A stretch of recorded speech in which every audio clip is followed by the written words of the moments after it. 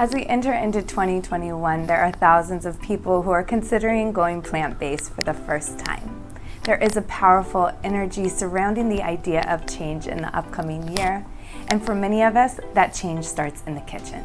Aloha, I'm Tiffany, and on my channel I typically make vegan food recipes, but I know that many of you are thinking about veganism, wanting to learn more, or ready to dive in, and these tips are for you.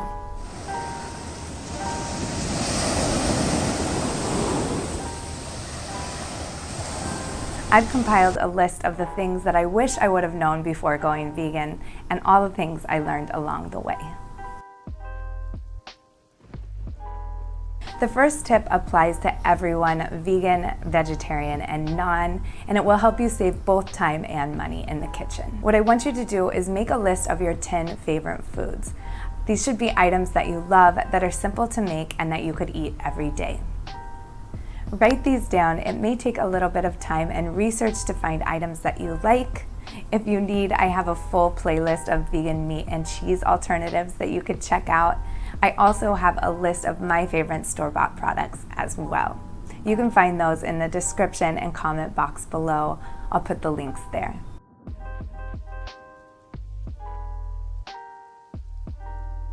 These items are going to be your go-to meal prep list. They are items that you should make every week, and you can double and triple the recipe so you always have grab-and-go meals that you don't have to think about. My prep day is typically on Sundays, where I'll make a bowl of rice, I'll chop my veggies, and make a big pot of chili. I also usually make one of my vegan cheeses or a seitan loaf. Then on Wednesday, I cook whatever I'm craving, and I double or triple that recipe and save it and store it so I have something to grab and go for the following week. If you are not a cook or don't like cooking, buying some simple, easy to make meals to store in the freezer also works as well. Taking the time to prep and plan meals that you love is one less thing that you'll have to think about during your busy week. My number 2 tip is to buy fresh herbs and spices and to stock up on seasonal fruits and veggies. Before I knew how to cook, I was buying my veggies in a can and seasoning them only with salt, and I didn't eat very many of them because they didn't taste good. Buying fresh fruits and veggies not only tastes better, it's going to save you money in most cases and will ensure that you get the nutrients that you need. Marinating and grilling mushrooms, for example, makes a super filling sandwich or fajita, and cooking your veggies with fresh garlic feels fancy and tastes amazing. I know that many of you have ways that you spice up your veggies and incorporate them into your diet, so help me out and leave some of your favorite tips in the comment box below.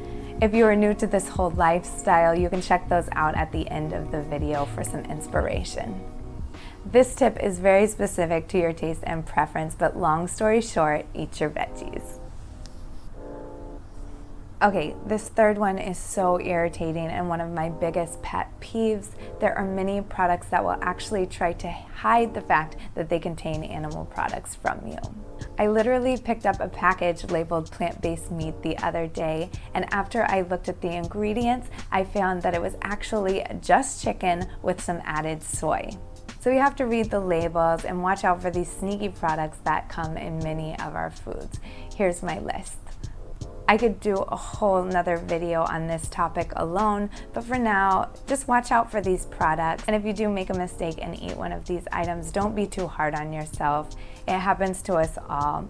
And the fact that you're here watching this video and thinking about going vegan means that you are a caring, thoughtful, and amazing person. Mistakes get made, learn from them, and move on.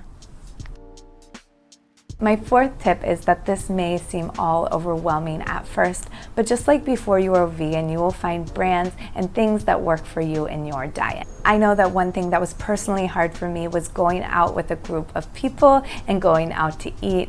I never wanted to make a fuss or have the whole conversation be around my veganism. I found that many restaurants are very accommodating when you just call ahead and ask them what they have. In some cases, the chef would make a meal specifically for me, and if they couldn't, I knew what I was getting into before I went, so I could eat a snack before and prepare. Another area I struggled with was parties and potlucks, We have a lot of them here in Hawaii, and I hated turning down food that someone had made. But your true friends, while they may tease you, will get on board.